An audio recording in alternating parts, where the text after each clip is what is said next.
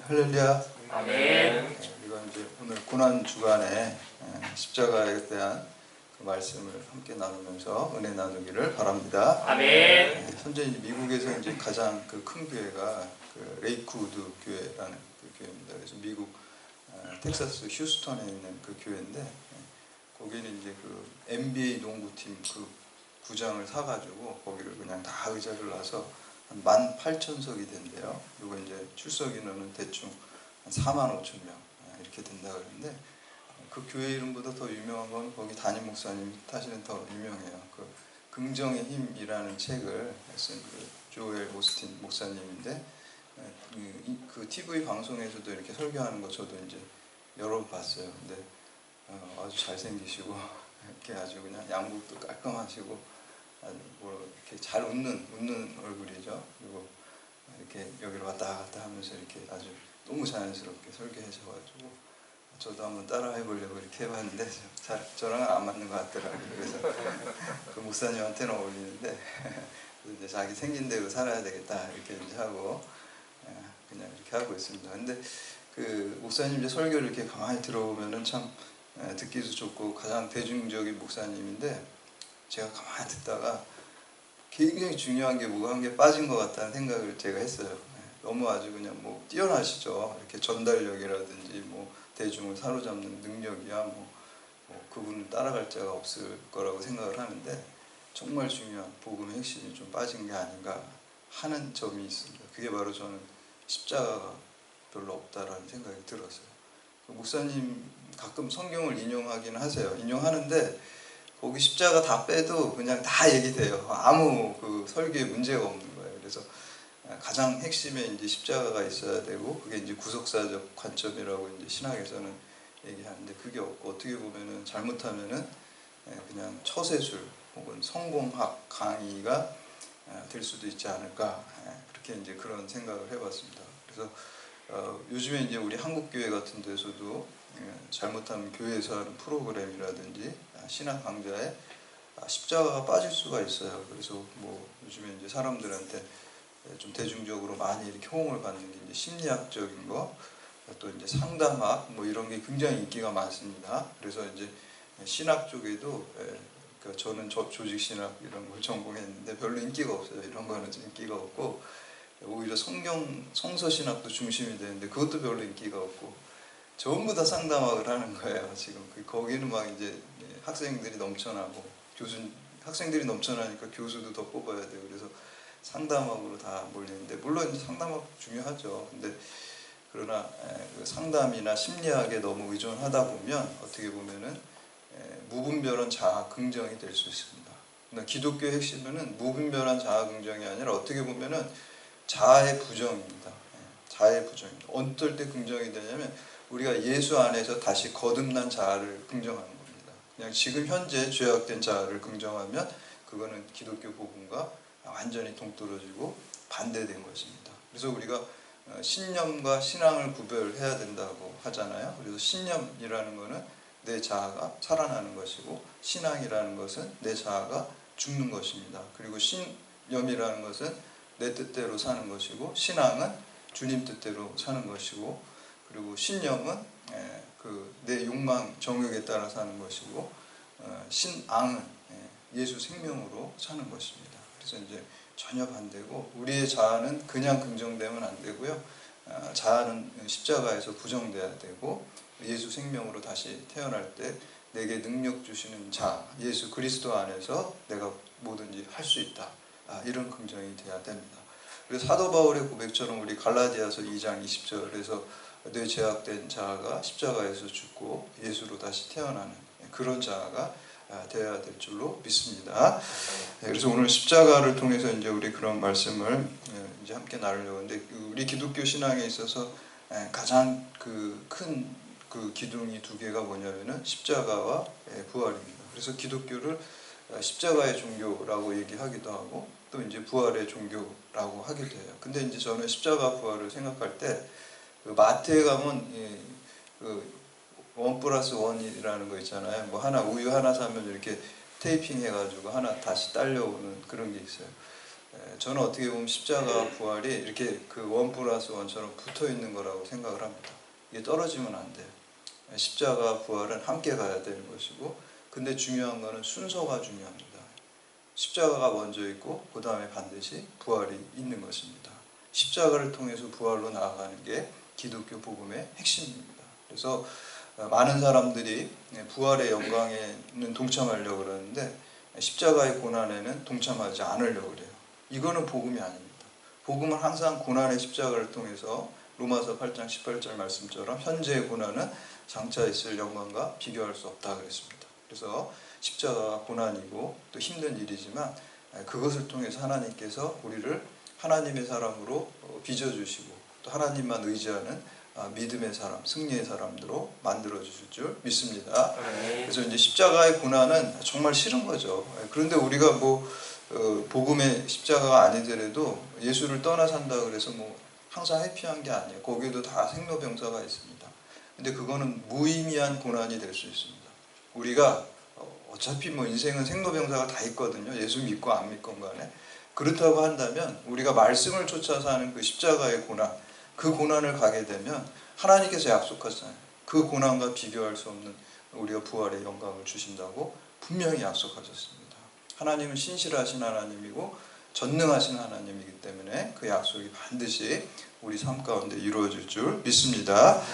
네, 그래서 우리가 이제 십자가 하면은 보통 이제 십자가, 부활 이런 거 저는 그 예수 믿지 않는 사람들이 사용하는 경우를 종종 봐요. 그래서 이제 십자가는 정치인들이 저를 사용하는 거 깜짝 놀랐어요. 지금 목사니까 이렇게 하고 있다 TV에서 십자가 자기가 진다 그래서 십자가가 있다고 하는데 비리 저질러가지고 인터뷰하는데 십자가를 내가 지겠다 그랬는데 저는 깜짝 놀랐어요. 저런 사람도 십자가라는 말을 사용하는구나. 그래서 십자가는 그렇게 사용하는 게 아니잖아요. 십자가는 내가 죄가 없는데 누군가를 살리기 위해서, 사랑으로 살리기 위해서 대신 내가 희생적으로 지는 게 십자가죠. 근데 그 사람은 본인이 잘못해가지고 감옥 가는데 그 십자가를 진다는 게 자기가 다 맞겠다는 건지 하여튼 근데 거기에는 십자가가 맞지 않습니다. 그거는 이제 처벌받는 것이지 자기가 죄가 없는데 희생당하는 건 아니라는 것이죠. 그래서 우리가 십자가는 예수 그리스도의 십자가와 연결되어야 될 줄로 믿습니다.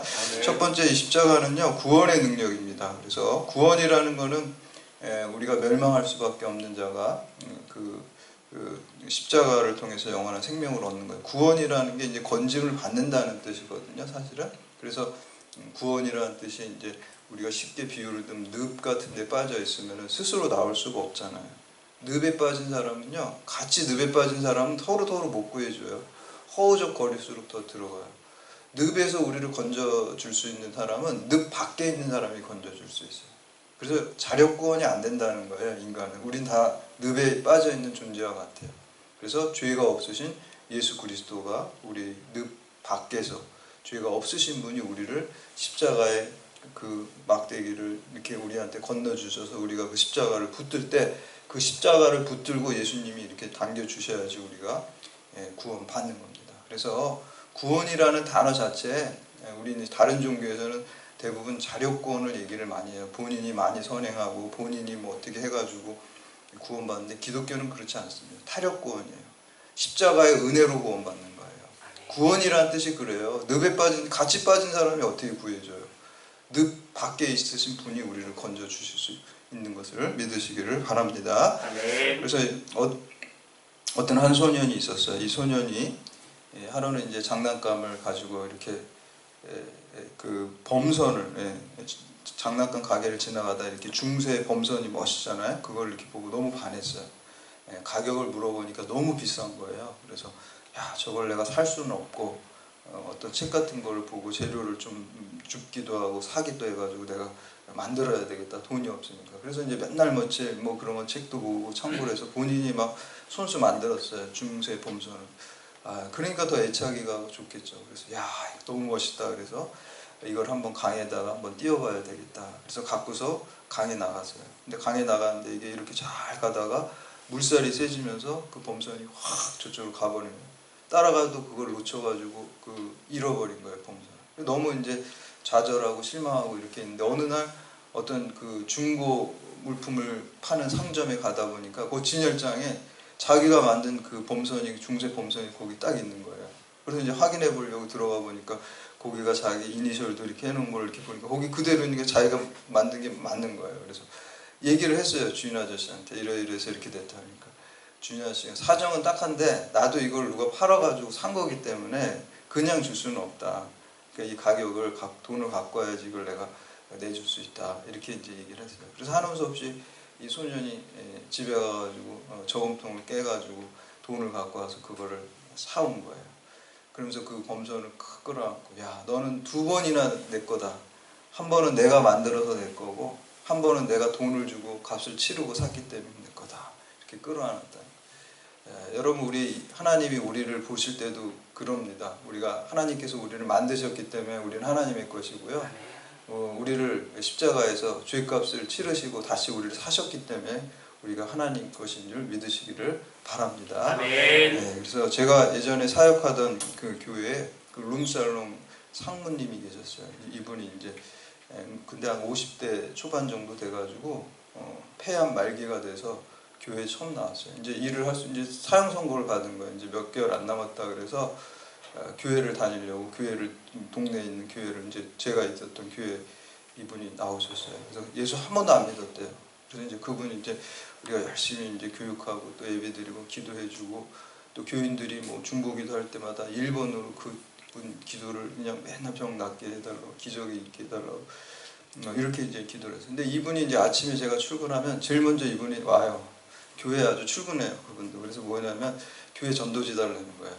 그분이 이제 투병하니까 직장도 안 다니고 그러니까 하루 종일 집에 있고 투병하고 이렇게 이제 병원에서도 나와서 이제 집에 이제 죽을 날을 기다리는 그런 형편이니까 전도지를 갖고 이제 집집마다 꽂아서 차 여기 와이퍼에다 넣고 이렇게 했어요. 근데 저희가 수요일 날 이렇게 직장인 예배라고 교회에서 이렇게 우리 점심시간에 우리 경찰대학에 사는 식으로 똑같은 예배를 드렸어요. 한 20명 모였는데 그분이 그거를 하도 전도를 해서 100명이 모여가지고 자리가 막 소예배실에서 이제 자리가 꽉꽉 차가지고 넘쳤어요. 그분이 다 전도한 거예요. 그거를. 그래서 저한테 그러더라고요.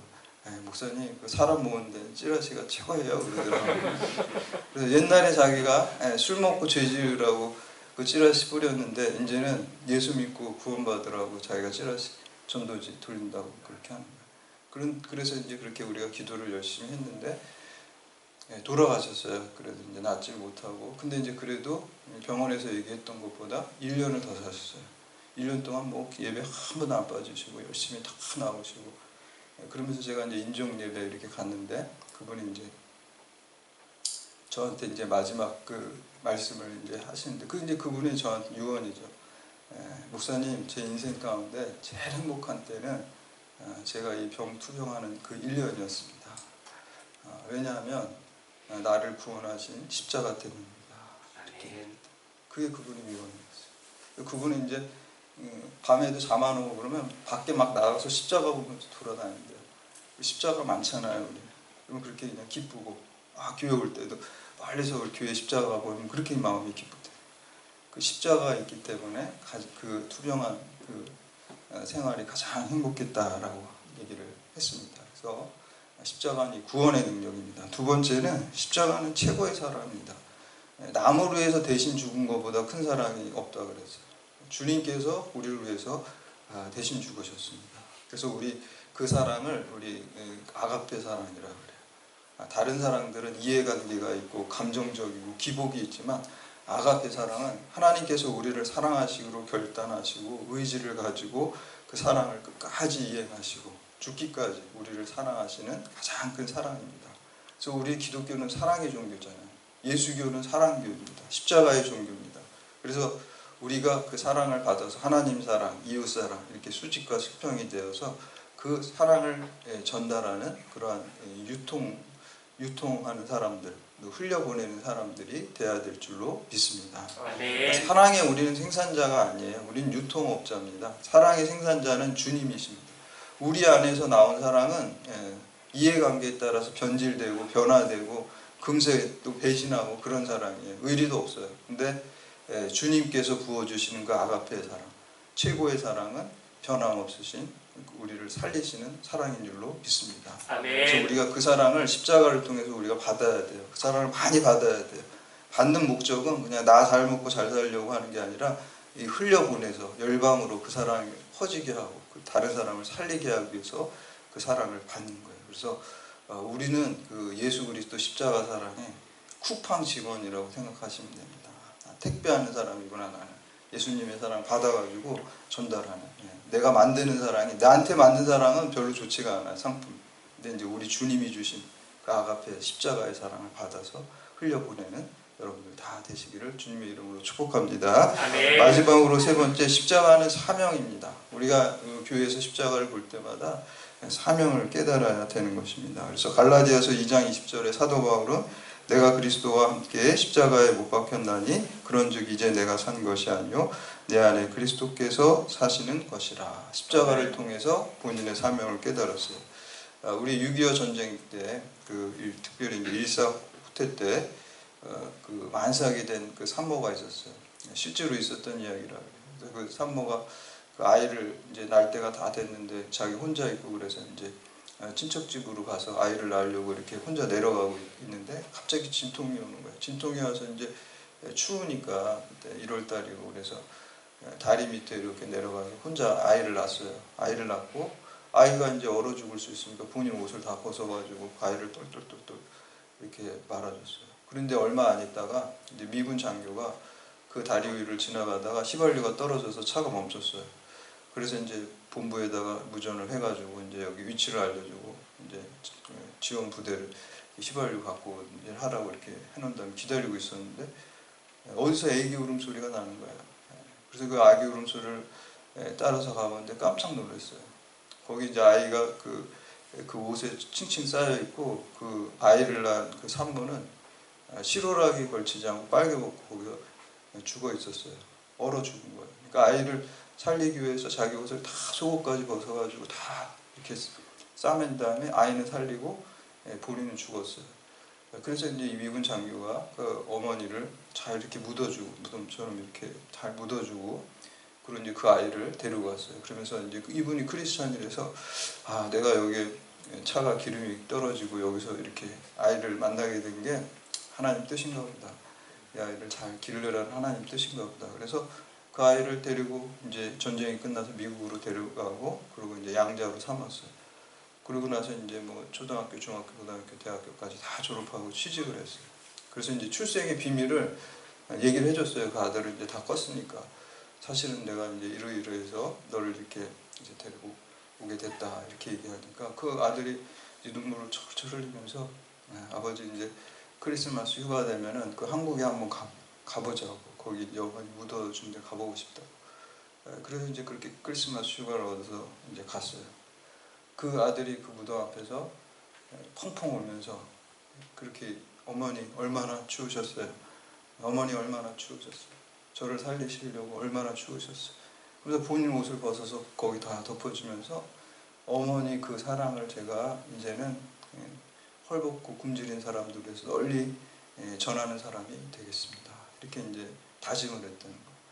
여러분 오늘 우리가 그 십자가를 바라보면서 우리의 사명을 다짐해야 될 줄로 믿습니다. 아멘. 우리를 위해서 십자가에 죽으신 못 박히시고 저는 특히 병원 같은 데서 치료받을 때 그렇게 십자가가 생각이 나더라고요. 얼마나 아프실까. 그 비교도 안 되겠지만 그때 기도가 막 되잖아요. 십자가가 생각나고 특히 그래서 우리가 주님 십자가 바라볼 때 주님 저를 살리시기에 얼마나 아프셨습니까?